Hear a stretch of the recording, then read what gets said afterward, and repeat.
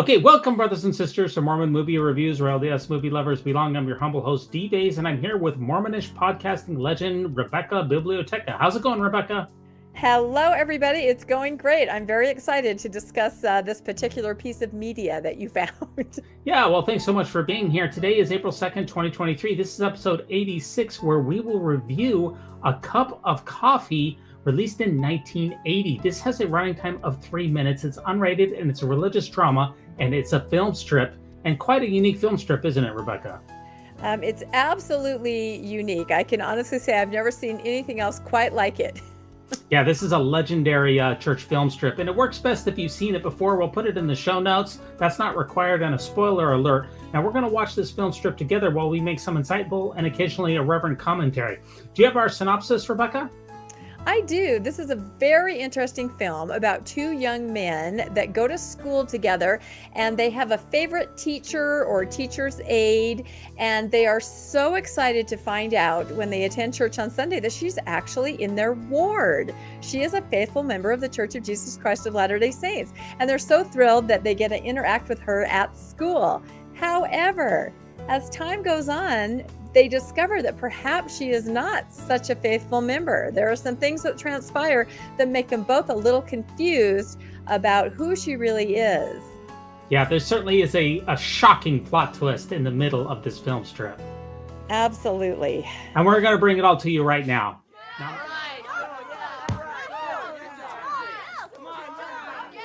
Now, those are some serious 1980s shorts, aren't they, Rebecca?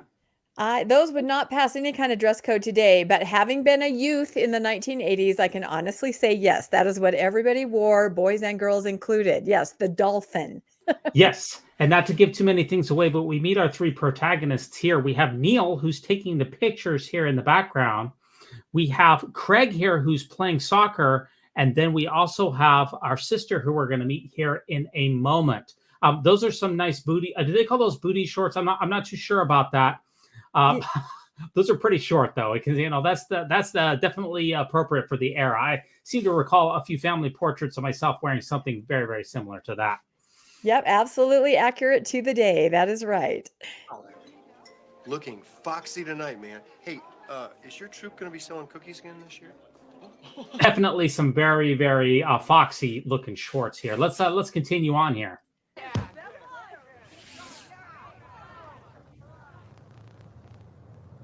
That was a great game, Craig.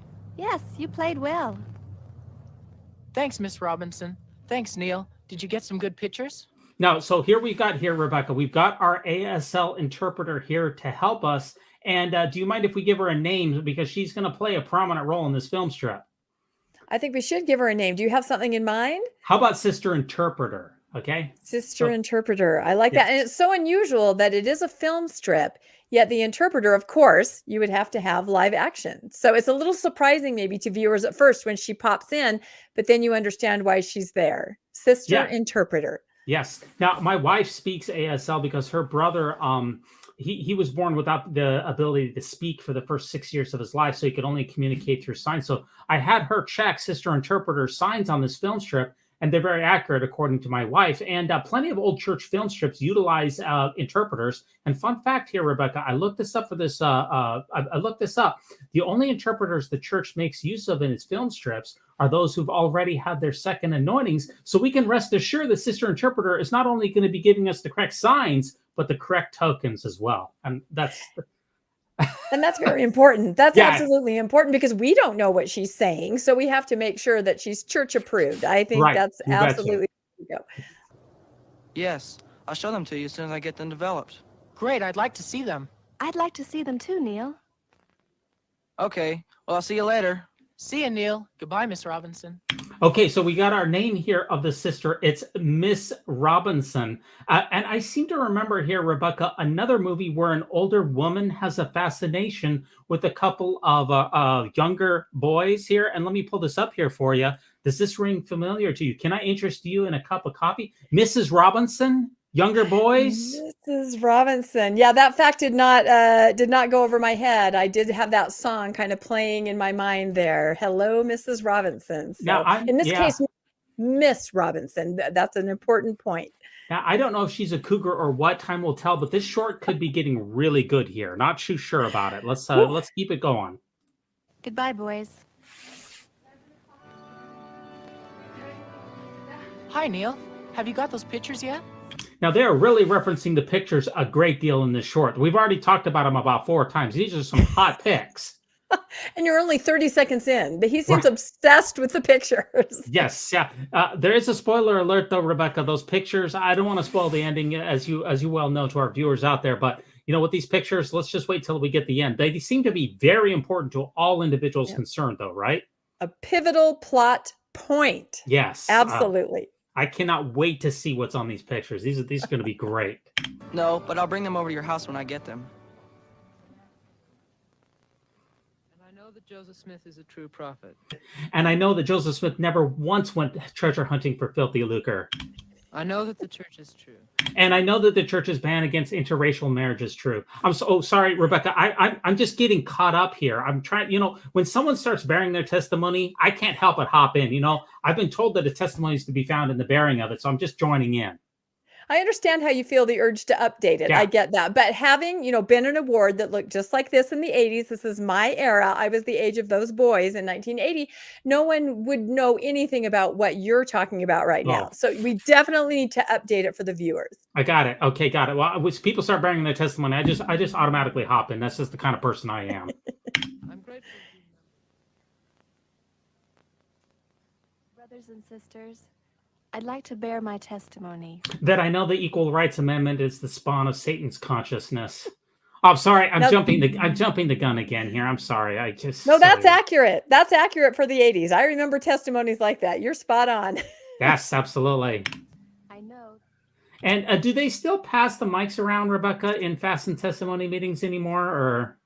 I haven't been to one for a while. And when I had gone, no, you would actually walk up to the pulpit and sit. But this is very correct for the era. I do remember the deacons running around. And if you were in a row and someone in the middle needed the mic, probably the most exciting part of sacrament meeting as a kid is you got to hold the mic for a minute. And some kids were brave and they'd into it. So yeah, the mic was a big deal, but I don't think they do that anymore. Not too much anymore, I don't think. And I'm so proud of the kids from this ward. Working with them at school has been a great experience. I hope they know how glad I am to be. What is that? Oh, sorry. We don't do that anymore. Actually, wrong movie. We don't do that anymore. We used to do that, but they cut that out. The new one has less touching. It's never. Okay, wrong movie. Sorry. Old reflex here. Wrong movie. When I get caught up in these church movies, Rebecca, something takes over. It's kind of like automatic writing. Sorry. Okay, wrong movie. I understand. It makes sense. Absolutely. Gotcha. I enjoyed your testimony, Sister Robinson. We're glad you're teaching at our school, too. Thanks, Neil.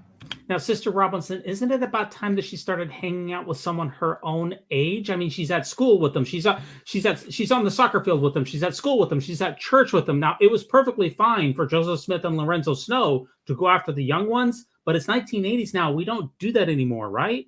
Not publicly. No, we don't do that. And it's usually the other way around. I think it's interesting that now the boys know that she's not Miss Robinson. Now she's Sister Robinson, but there's a little confusion. All of us had that experience, right? Going to school where you accidentally called your teacher, who probably wasn't LDS, sister. That's usually a humiliation that most of us faced at school, where you'd accidentally say that. So he just did the same thing. Hi, Sister, Miss Robinson. Hi. Hello, Craig. Hi, Neil. I really like Miss Robinson. So do I. I'm glad she's in our ward. I'm going down to the dark room after school to get those pictures of the game. Do you want to come? Sure, I'll meet you there. Okay, so we're back to the pictures. Everybody's talking about Sister Robinson. All these guys, they're thick as thieves here. But warning here, Rebecca, if you have any kids in the room, I know most of yours are a little bit older, but if any of our viewers out there have any kids in the room, you may want to cover their eyes, because this next part is absolutely not safe for work. I frankly can't believe that this is still on YouTube, because there is some pretty graphic stuff coming up. Okay, so I just want everybody to be prepared for what you're about to see.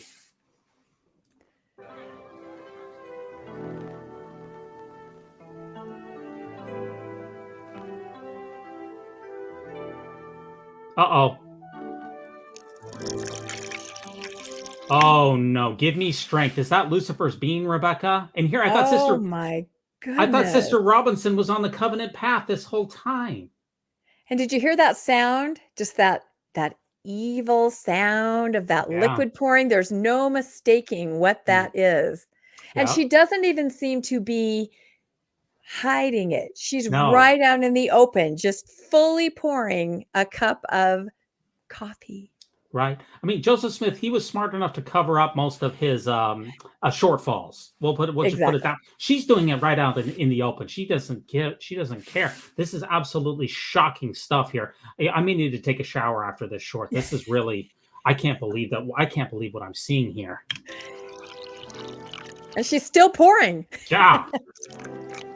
And look at this, right? So wait, she's brewing coffee in front of a minor. Now, I thought that in Utah in the 1970s, you could be arrested for that, or at least lose teaching credentials. I mean, right in front of the kid, she has no shame. Look at that. Yep. No, there's an iron curtain for coffee too. And look at his body posture and his look. I mean, he feels dirty himself. He should not be looking at that. He knows he shouldn't be looking at it, yet he can't look away. I recognize that pose. Yeah, I mean, we all remember the lovely Sister Robinson monopolizing the mic at church on the Lord's Day. Her perfectly permed bangs flopped gently forward, her little house on the prairie get-up buttoned smartly to her chin, her modest makeup enhancing her natural beauty. Meanwhile, she's capable of something like this. She has a dark secret. Wow. You know, what about, remember she said, I'm so proud of the kids in this ward. Was that nonsense just for show? Yeah, I think she's covering up her dark secret. Does this monster even care about the damn soccer photos? That's what I'm wondering. You know, it's all a ruse. I feel so betrayed right now. Not SEC fine level betrayed, but right up there. Right there. I get it. Unbelievable. Are you sure? Yes, she was pouring a cup of coffee. I suggest that these fine Aaronic priesthood holders immediately inform the strengthening members committee of this totally apostate behavior. And look at his face, the boy who's receiving the news. They just can't believe it. They're shocked. Yeah, Craig, that's Craig. Craig, Neil seems to be, he's mildly accepting it, but Craig, he is stunned. And also, take a look at Sister Interpreter here is signing the word coffee. And look at the look on her face. That's not a good look. No, she looks very disdainful, concerned, worried. You're right. I didn't notice that when I watched it the first time. She also is inserting her own opinion into the video about coffee. Yeah, absolutely. This is real shock to everyone involved, from Sister Interpreter to Craig here to Craig here to Neil. Everyone is shocked by Sister Robinson's absolute hypocrisy. Let's see what happens next. Believe it. Well, it's true. I thought she was such a good member of the church. Okay, time out here. Can you not be a good member of the church and have a cup of coffee, Rebecca? Absolutely not. But you can be a good member of the church and tell on someone and judge someone right away. That's the important part. Yeah, oh man. Yeah, because the filmmakers, they're basically sending us the message that, no, you can't be a good member of the church and drink an occasional cup of coffee. You're either all in or you're all out. And if you cannot qualify for a temple recommend, which drinking an occasional cup of coffee would very likely make impossible, then you are not a good member of the church. Here she comes. Hello, how are you boys? Wait a minute. How are you, boys? She says like she hasn't just made a pact with Satan. She's so nonchalant. Yeah, I mean, oh yeah, okay, well, us, yeah, we're fine. But since we're priesthood holding members of the only true and living church on the face of the whole earth, with whom the Lord is pleased, speaking collectively and not individually, who have made sacred covenants to stand as witnesses to God in all times and in all places, we are just going to let you know that we're going straight to the bishop about your evil liquid imbibing practices. Nothing personal, just business. Just business. And it should be pointed out that they do rank higher in the church than Miss Robinson, because they are, even though they're, however they are 14, 15, they are priesthood holding boys. And I actually do believe that they would mention it to their ecclesiastical leaders, what they had seen at school. I absolutely believe they would. Fine. How are you? Are those the pictures you took of the game last week, Neil? I'm getting triggered by these picture references. It's absolutely nonstop with this woman. If it's not pouring a cup of coffee, it's trying to see pictures of teenagers. I don't get her. Unbelievable. So she's just nonchalantly talking about pictures. Meanwhile, she's got the coffee right in their faces, Yep. right next to them. Yeah. Oh, I'd like to see them. Do you have a minute? No, hell no. We only share our fun pictures with people whose hands are clean from the blood and sins of this generation, and that ain't you, babe. Mm-mm. No, I'm not sharing my pictures with you anymore. Sorry. Sure. Okay, well, Good. I have to take this cup of coffee down to Mrs. Olson. She hasn't been able to get around very well since she broke her ankle, but then I'll be right back. whoa, plot twist. Oh, now we see. Now we get it. Okay, take the knives back out. Put the knives back in the holsters. Everybody take it down a notch. Well, I feel sheepish. Yeah, well, these guys, I guess they feel kind of stupid. Hey, Deacons, next time, maybe you should ease up on the judging of the other people, you know? No, it's important to judge first. If you have to revise your opinion later, that's okay. Oh. But the important part is judge quickly and judge first. Gotcha. And I guess we should all take Sister Robinson's name off the prayer rolls. But hang on for a minute. Now, let me ask you this, Rebecca. Should Sister Robinson be complicit in preparing and delivering an evil substance to Mrs. Olson that will keep her colleague out of the celestial kingdom, prevent her from being at her children's temple marriages, and will cement Mrs. Olson's eternal bondage to Beelzebub? See, that is a very good question because she does seem to be very nonchalant in taking this to, I guess you could look at her as a good Samaritan. But again, shouldn't she instead take her colleague a Book of Mormon and maybe try to explain to her why she shouldn't be drinking coffee and some of the other things that she shouldn't be doing? That's what I wonder.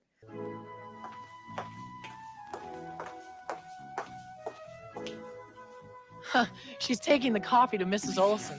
Now, notice, by the way, that Mrs. Olson drinks coffee and has a broken ankle, whereas the three Latter-day Saints, they don't drink coffee and they're in great health. Now, that's a subtle message to me from the filmmakers that I see what they're doing there. You know, maybe if Mrs. Olson hadn't been drinking coffee, she wouldn't have broken her ankle in the first place. Remember the promise at the end of the Word of Wisdom, which says, all saints who remember to keep and do these things, walking in obedience to the commandments, shall run and not be weary, shall walk and not faint. I did not put that together, that she's injured and having trouble getting around. You are absolutely right. And we thought she was going to drink it. Talk about your nervous laughter there. So relieved. It's laughter of relief. They don't have to go to the bishop. They don't have to turn her in. They can still continue to enjoy her friendship at school and her constant asking about pictures. It's all good. Yeah, it was a close call, but my heart was absolutely racing. The Lord will provide, brothers and sisters, tender mercies, absolutely tender mercies. Now, if you want to get in touch with me, I'm at mormonmoviereviews@gmail.com. Now, Rebecca, the pictures? What happened to the pictures? Wait, that's the end? There's no more? That's it. That's all you get. That's it. It's over. What happened to the pictures? That was a major plot element mentioned throughout the movie. Well, is there a part 2? Maybe they see her smoking in the teacher's lounge and she's really taking a cigar to a teacher who also has trouble getting around, who has a spleen brace or something. Maybe there's a part 2 and we find out more about the pictures. I'm going to hold out for that. Well, talk about leaving us hanging, though. I mean, I'm always going to wonder how those pictures turned out. Now, not only do we not get to see the pictures, though, but the worst part for me of the movie is that there is absolutely no message at the end from a shriveled up Utah-born sanctimonious white guy expressing in earnest tones the satanic power that can be unleashed by drinking coffee. I think that would have added a great deal to the short. I feel like it is definitely missing. And then, of course, the interpreter would be able to interpret what he's saying for all of us. So you're right. But again, it almost speaks for itself. It's pretty obvious what happened. And it was a close call. I think we all can agree on that. Definitely. Now, what do you take away as the short's message? What are the filmmakers trying to send a message of? Well, again, I think, like I said before, it's, you see someone make sure that you pay attention to what others are doing. Make sure you're always on high alert for what they might doing incorrectly, and make sure that you judge them and tell others, talk it over. And then, of course, if you have to, then revise your opinion if you find out that you were wrong. But those other steps need to take place first. Now, let me ask you another question. Is the message of the short that it's okay to judge other people as long as they are not members of the church? So we can judge Mrs. Olson, but we can't judge Sister Robinson? Is that the message, or what do you think? That's what I meant. We can judge Miss Robinson because she has a higher light and knowledge than the other teacher, Mrs. Olson. And it's true. The boys laughed. It was perfectly fine that Mrs. Olson was going to drink the coffee, completely acceptable. But they know that Miss Robinson knows better. Right. You know, maybe the message of the film for me is apparently that maybe we shouldn't just assume someone has begun worshiping the devil because they're holding a cup of coffee, not because that would be an overreaction, not because it's none of the boys' business, not because it's wrong of them to judge, maybe just because they might be holding it for someone else. But Rebecca, whatever happened to judge not that ye be not judged? I don't know. I don't think people pay attention to that. I think it's human nature. You see something, especially if you live perhaps in a place where there are a lot of members of the church around you all the time, you can't help but notice, whether it be the modesty of a swimsuit or a cup of coffee, or perhaps you see them going to the store on the Sabbath. There are just these little indicators that tell you this person may not be living up to what they know they should be doing. This reminds me of one of my favorite movies in the Mormon Movie Reviews. It's called That Which Was Lost, released in 1969. It's got the hippies in it. You might remember that. But maybe Sister Robinson should have told Sister Olson the following rather than fix her devilish coffee for her. Get out of my life. Get out of my life. Get out of my life. Get out of my life. Get out of my life. Get out of my life. Get out of my life. Get out of my life. Get out of my life.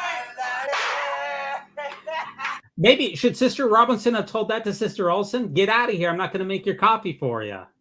Well, maybe, but she seemed like she was trying to be supportive. And I think the bigger picture is that Miss Olson, I picture her as maybe being older and she really did need help. So maybe the message is be a good Samaritan, regardless of whether it makes you break some kind of ethical code you may have. How do you feel, Rebecca, about this church video showing Sister Robinson working outside the home? Because you do not see a lot of films from this era showing any woman working outside the home.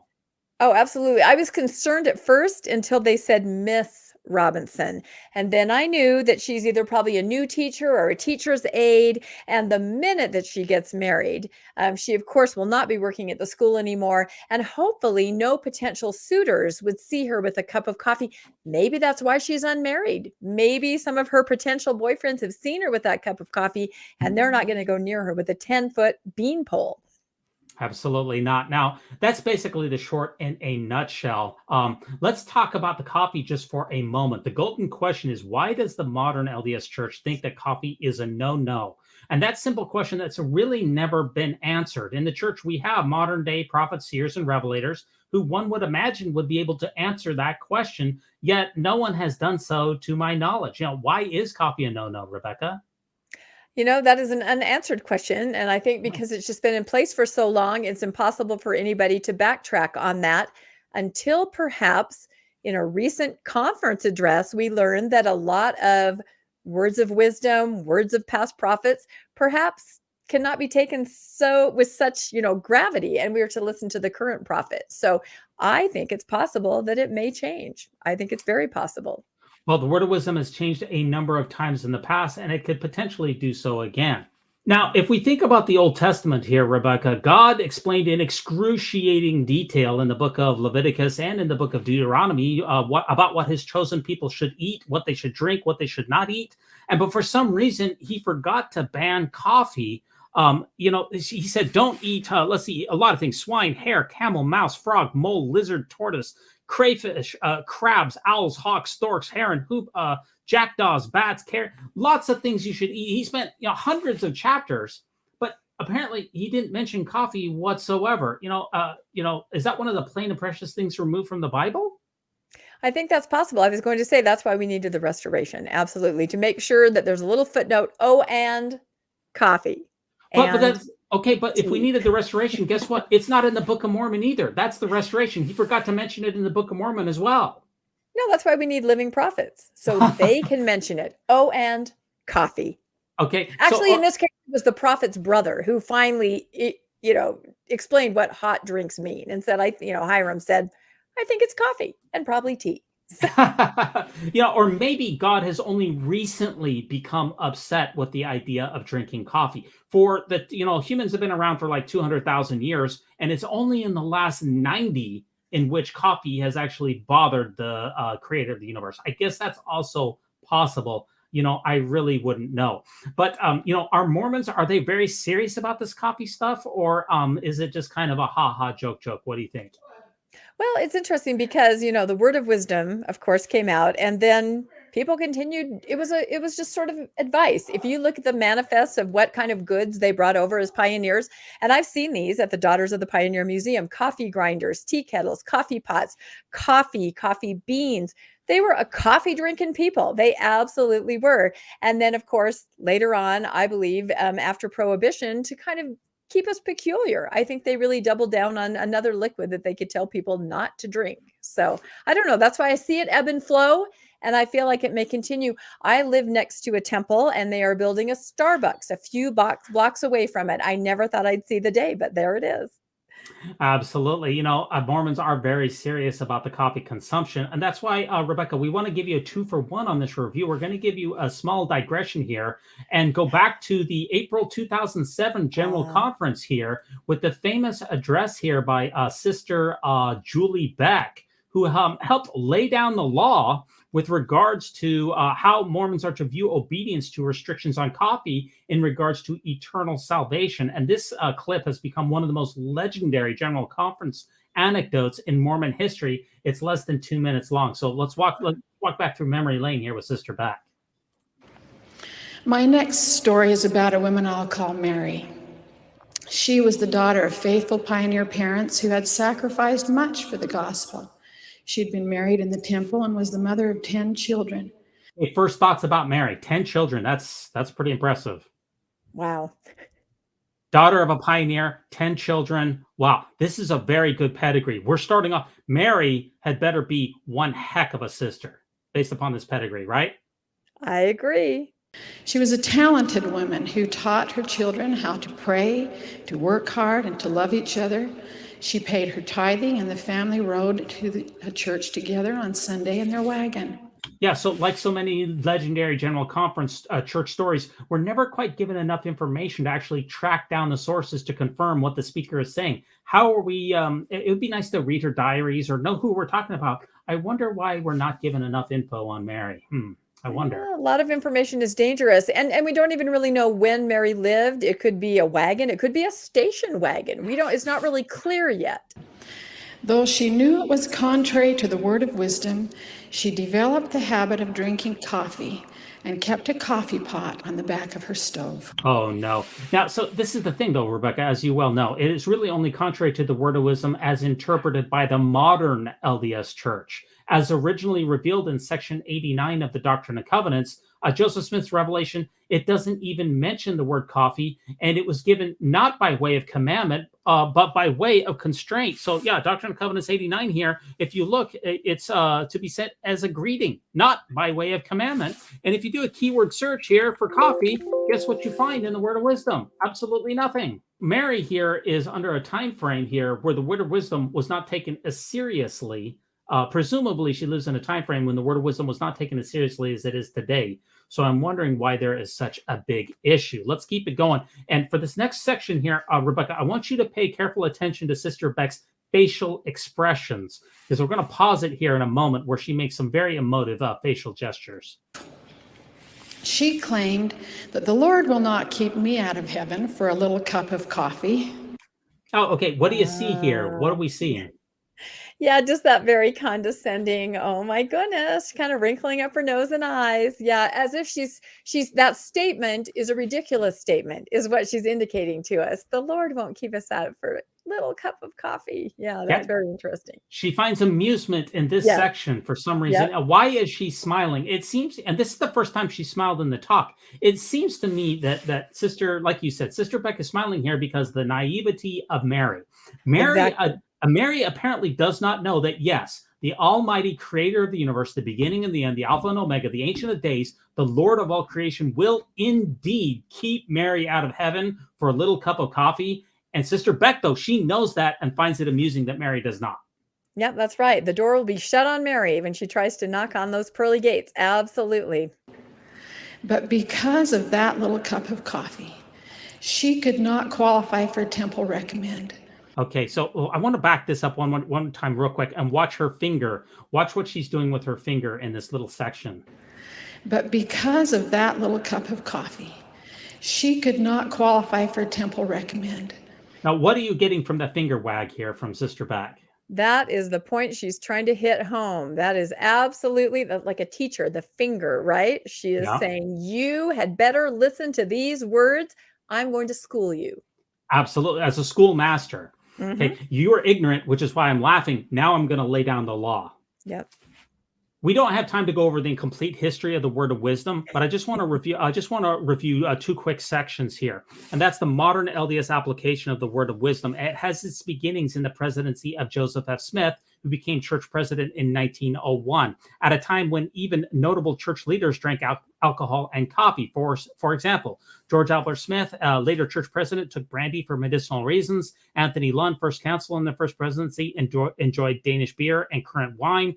Charles W. Penrose, second counselor in the first presidency, occasionally served wine. All of these folks who are around the turn of the century in the 1900s, they said, drinking an occasional cup of coffee or Danish beer or anyone else, including people who became presidents of the church, first presidency members, all the way past the turn of the 20th century, are all drinking coffee. They're all having wine. They're all drinking in moderation, and we don't have any issue whatsoever. And I want to read this last paragraph here. In 1921, this is the big date here, Church President Heber J. Grant finally made adherence to the word of wisdom a prerequisite for temple admission. And that's what Sister Beck was talking about with getting a recommend.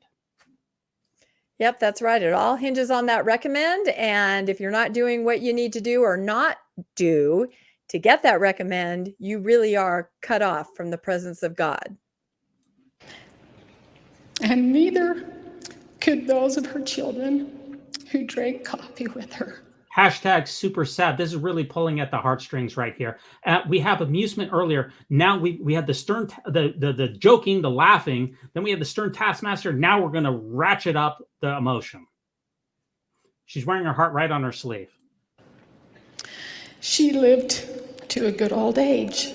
Now, I want to pause. I'm sorry so much pausing. I find it amazing that Mary in the story lives to be a good old age. If coffee is bad for you, shouldn't a general conference talk show that Mary had an untimely early demise, especially because she's knowingly flouting God's temporal law of health?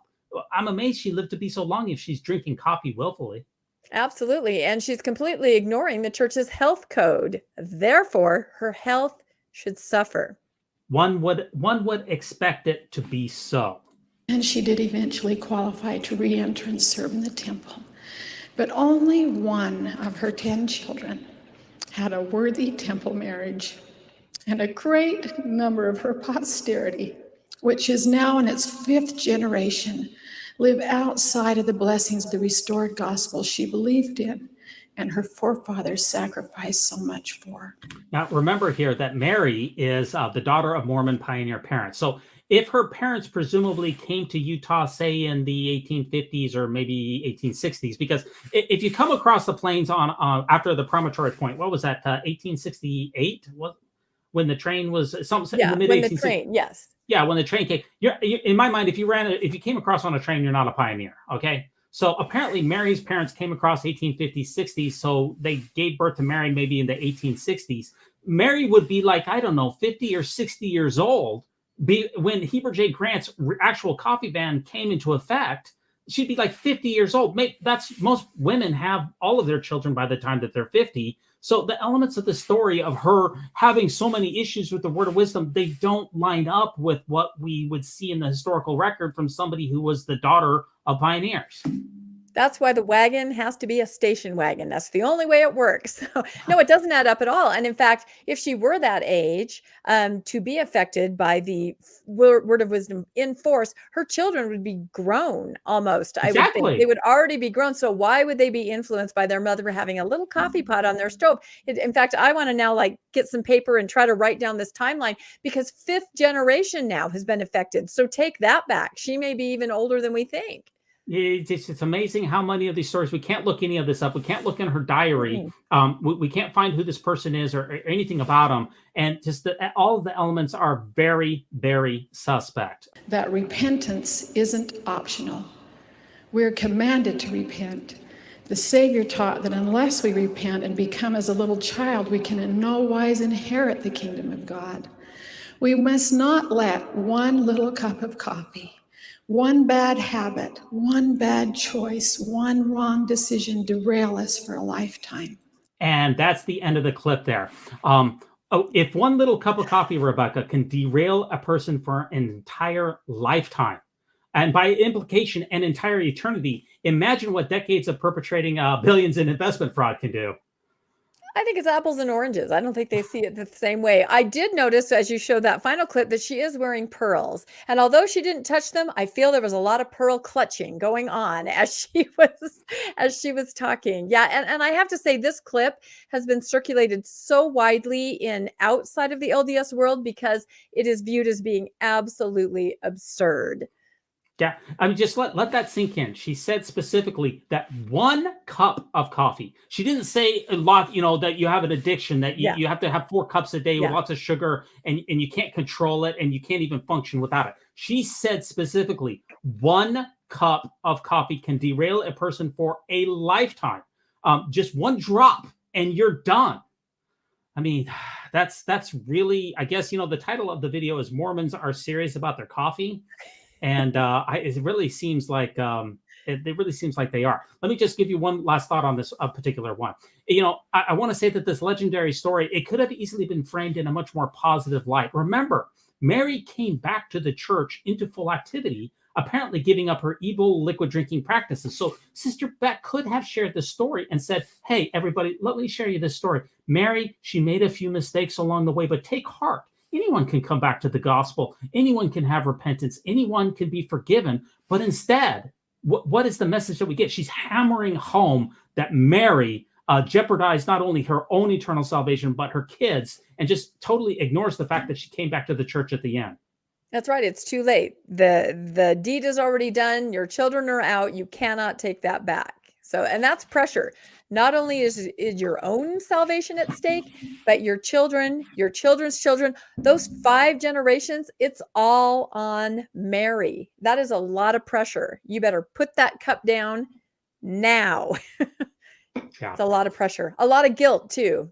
Generational guilt. Now, going back to our first video, the cup of coffee, the film strip, the church, Rebecca here. Now, this is you're getting this right from the source. The church actually did produce a little known sequel to that short, which very few people are aware of, and it's even better than the original. Excuse me, sir. Would you like some coffee before we serve dinner? No, thank you. Good choice. Would either of you like another cup of coffee? I will, but Jim won't. I think I will have another cup of coffee. Jim never has a second cup of coffee at home. Oh, I should have had that second cup of coffee.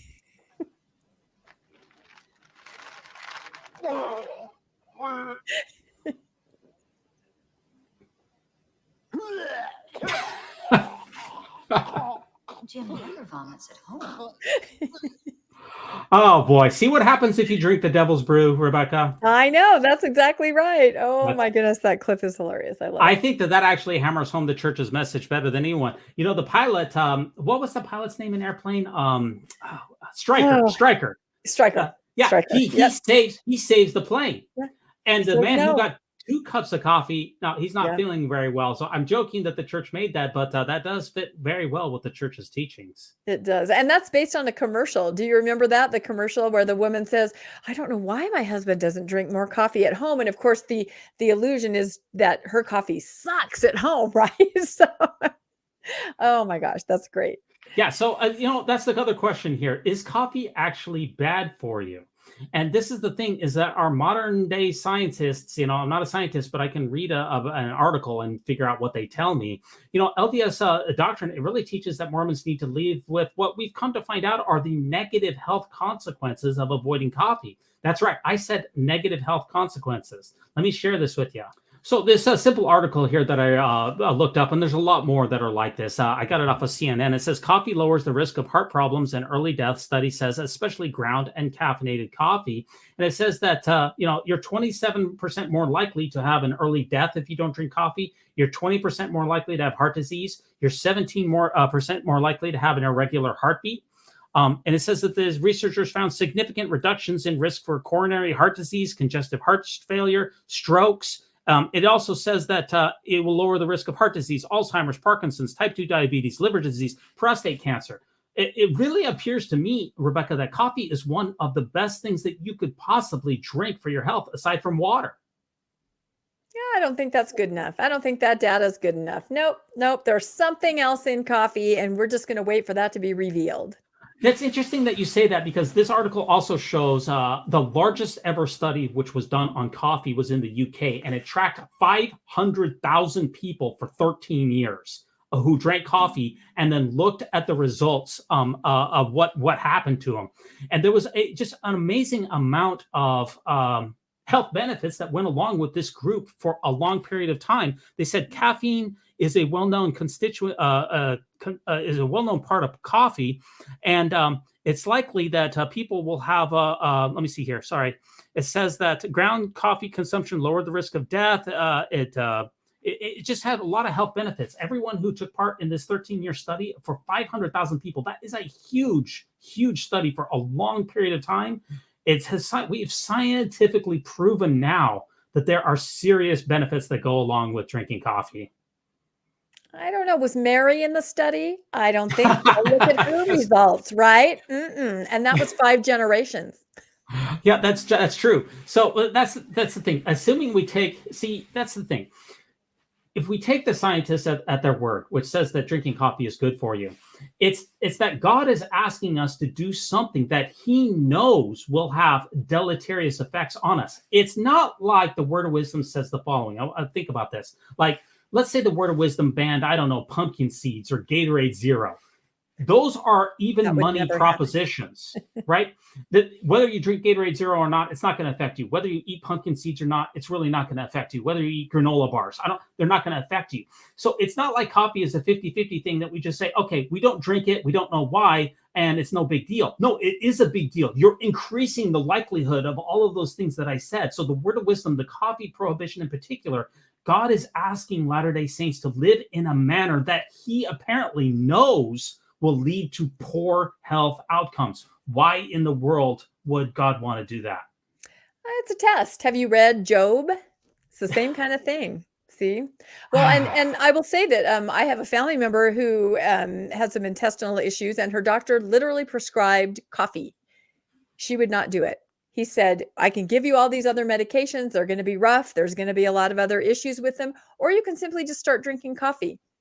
Would not do it, even though it was her doctor's advice, the easiest, safest way to take care of her issues.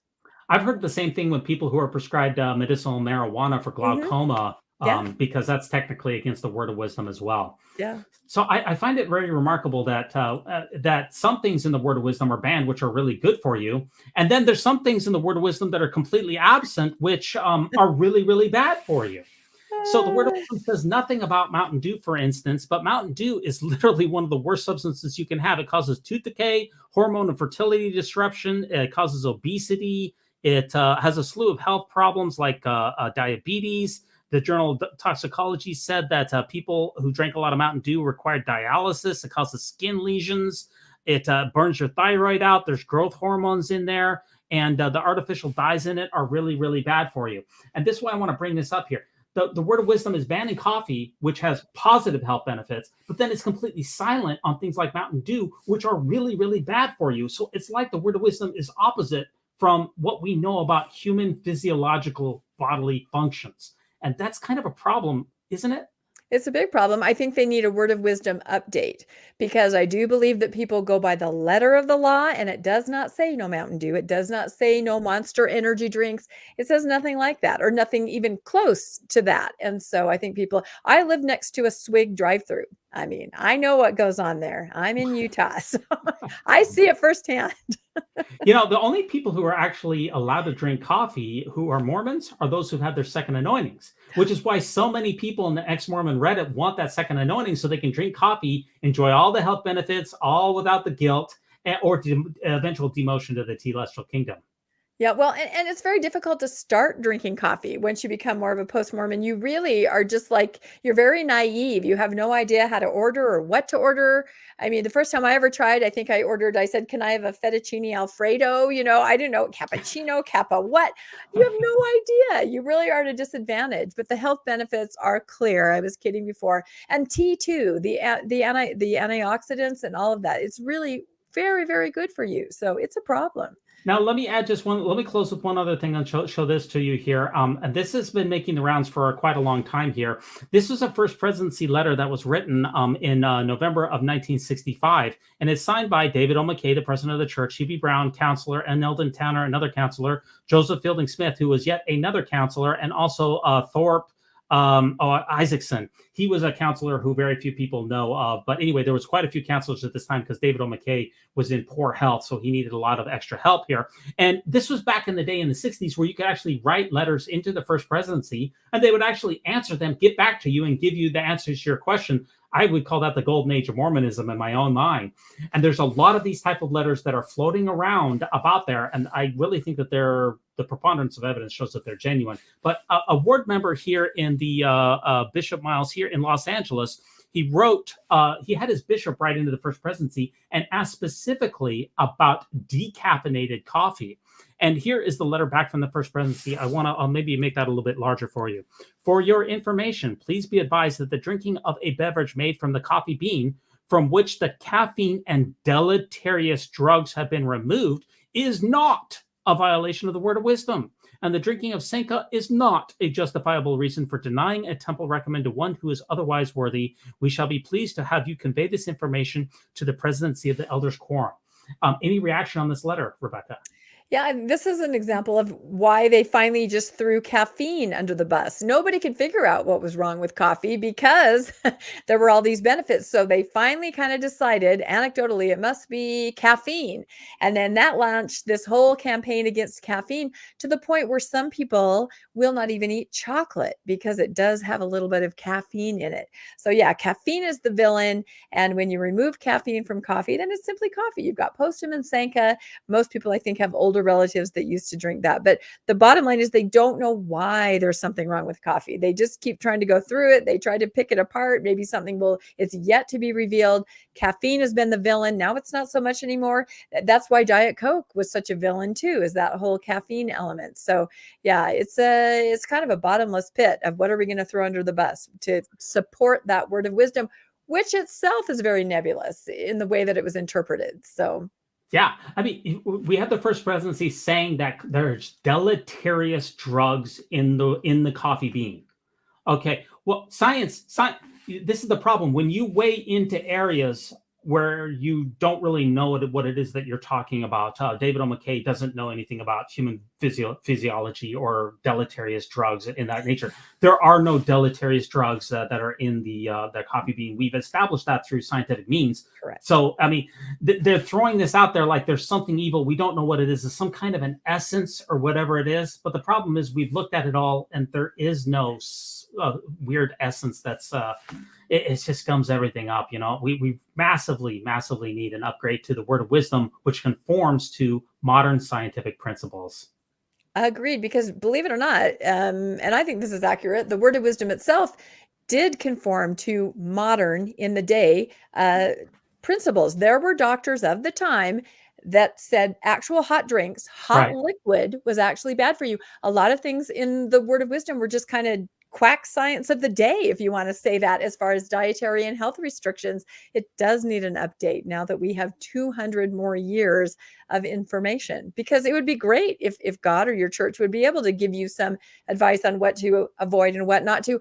I always said I would probably have more respect for God if he right away would have said boil water, in New Testament time. Wouldn't that have been an amazing thing to tell people, even in pioneer times? Wash your hands and boil water. That would have made a huge difference to health. Yeah, that would have been, you could scrap the entire word of wisdom and just say boil your water, and it would have done more good than everything that's happened from that from there on. Yeah, but you can't boil your water because you're making coffee and tea with it. So it's even worse than that. See, and this is the thing. If I was a member of Islam, which is Muhammad is the last prophet, there is no prophet after Muhammad, and we're not going to get any other revelations. And they say, if someone in Islam says, well, we don't know the answers to these things because, the Quran is the final book of God, and Muhammad's the last prophet. He never said anything about coffee, so we just don't know.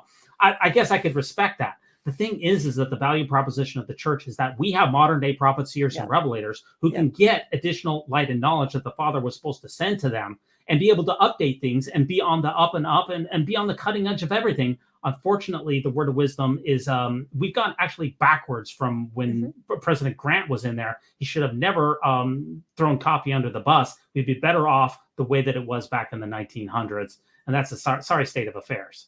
Yep, I agree. And I do know a lot of people, I think there's this concept where I'm just going to take matters into my own hands and I'm going to keep the word of wisdom how I interpret it myself.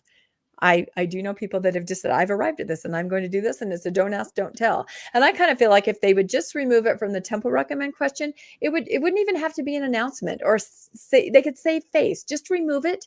And people would just gradually do their own thing. Don't ask, don't tell. Yeah. Now, I've always wanted to, one last segment here, Rebecca. I've always wanted to start a YouTube channel to do Mormon meme reviews, Mormon meme reviews, but I never had enough time. Nevertheless, I've got some memes, Mormon coffee memes. They are absolutely priceless. And so we're going to give you a little sneak peek, a pilot of that. And I want to present to you the top 10 Mormon coffee memes. Perfect. Can you rate them on a scale of 1 to 10, 10 being a good meme, 1 being needs a lot of work? I hope my favorite one is on here. Are these ones you created or just aggregated? I plagiarized them. I didn't create any. Perfect. Let's do it. Won't drink coffee because the Mormon church says so, but drinks Mountain Dew 24/7. Whew, yeah, that's a truth. It's not even funny. So, but I'll give that a 7. That's good. Okay, that's an average. I drink this coffee for and in behalf of blank, who is Mormon. Oh my God. How do you like that? Okay, I'm laughing because I'm uncomfortable. No, I will give that an 8. That's really good. And in the fine print, it says, and this I do of my own free will and choice. Oh my goodness. Wow. 8.5? Okay. Yeah, I would say yes, for sure. Okay, very nice. I never drink coffee. It's against the word of wisdom. He's got this huge monster drink. So sad, but true. I'll have to give that a 7 too. Same kind of concept. It's just so sad. All right, tough crowd. I don't know if we're going to get any 10s. That's okay, Yeah, though. we will. I don't drink coffee, sir. I don't drink hot liquids of any kind. That's the devil's temperature. That's good. I like that. That's really cute. I'd give that an 8.5 too. 8.5. Very nice. Yeah. It is delicious to the taste and very desirable. Ooh, there you go. That's a good one too. I like that. I'll give that an 8.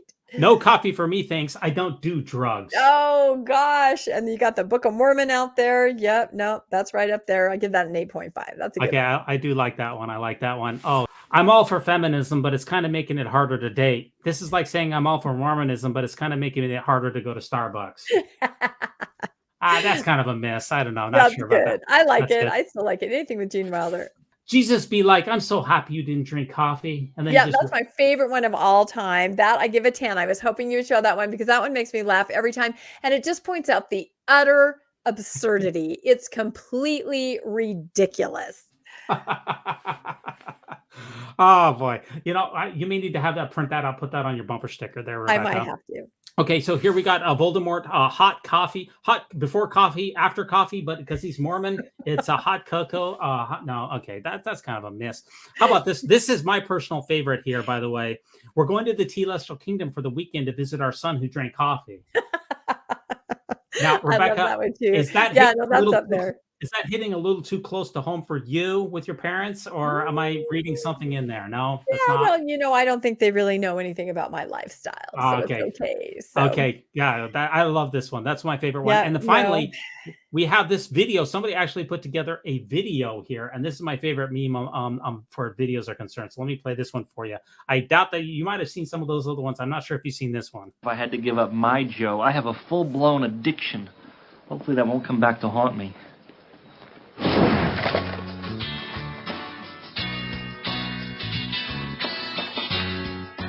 Where did you get this? Who taught you how to use this thing? You, all right? I learned from watching you. Damn it, Billy. At least he's using good beans. Guess I'm gonna look like a porn star when I'm older. No, I had not seen that one. That's a really good one because I remember that commercial with its original purpose. Because of you, Dad. My friends No, and I well, used to say sorry, that. I'm not familiar with the original commercial. What does he actually find? It's drugs. He finds Oh, drugs okay. and he goes, "Where did you get these, son? How do you know how to do these?" And the son's like, "From you, Dad." So yeah, it's one of those ones teaching the parent, just like Mary. Now we've gone full circle. If you do it, your kids are going to do it, and 5 generations. Yeah, absolutely. Now, so that's our final thoughts. We kind of gave you a 3-for-1 here. Final thoughts on the video short, the famous 1980s antique coffee short, A Cup of Coffee. Any final thoughts on that? Yeah, I almost still can't believe that was actually made. I mean, I do understand it, and it absolutely reflects the era of the 80s, from making sure that you're keeping tabs on your neighbor and seeing what they're doing, and judging. And the hairstyles. It was very accurate as far as all of that. The toughest thing about that short here is that it really, for me, puts in the contrast that you're supposed to be a witness of God at all times and in all places. So were they supposed to rebuke her immediately and say, "Excuse me, I've made a covenant to God, and you are doing something that is evil and wrong"? Should the deacons, as priesthood holders and people who have made covenants, immediately told her that she was in the wrong? Is that the message, or are we supposed to judge not that ye be not judged? That's the problem. That's the kind of the contrast in the short that I have, and I've not been able to answer it. No, and it's a question. And I think, back when I was younger like that was the message, though, that you definitely would call someone out. Even a child could call an adult out and say, "You're not supposed to do that." I learned that in primary. So having been in primary now as an adult, I've definitely seen a difference where they will talk about the word of wisdom, but they'll say, sometimes your friends or family don't understand this, and it's okay. They're learning, so you no longer have these little kids coming around confronting you, which is what used to happen back in that era where that was the message. Even as a child, even like those boys, you could call out Miss Robinson and you could tell her what. Yeah, in fact, my own kids, they learned a similar message in primary about smoking. They drilled into them, "Don't smoke, it's not a joke." And I remember my kids, we pulled up next to somebody in a stoplight or something when I used to live in the Midwest, and the windows were all down. One of my sons, he must have been like 3 or 4, he literally looks across at another person who's smoking, and he screams at him, "Don't smoke, it's not a joke." And the guy kind of looked a little bit sheepish about it. I'm getting rebuked by a 5-year-old kid here, Yep, zealots. So I think there's a kinder message now because they realize a lot of kids do have family members that are not doing the things that they're learning are bad in primary. There's a difference. So yeah, it's interesting to see that. That's why it's important to watch these older videos, because it was a different day and the message was different. You can see how far you've come, I think. Yeah, that was the messaging that I grew up with, was that type of, there is no, and same with Sister Beck. That's in the short was in 1980. Sister Beck's comments, I believe, were in 1996 or 1997. That was the messaging at the time. It is cold. It is hard. It is in your face. It is there is no bones about it. This is the way that it is. And one cup, one drop will derail you for a lifetime. And you literally, your entire eternal salvation could be in peril.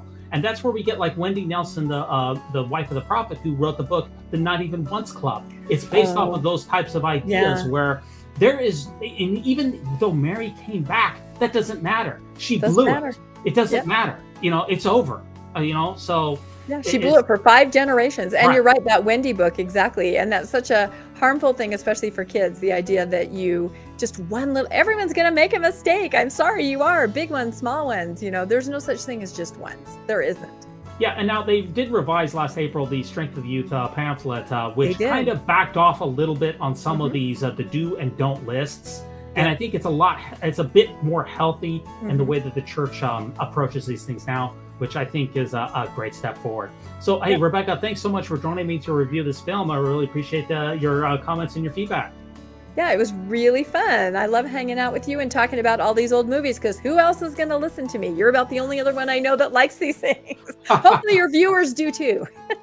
Sure, absolutely. Now, thanks so much for joining me to review this short. Please like, subscribe, and leave a comment, and join us next time for another episode of the Mormon Movie Reviews, where LDS movie lovers belong, where we will review How Near to the Angels. This actually, believe it or not, is one of my absolute favorite. This is one of the ones I would check out from the Ward Library probably more than any other. Okay, so long.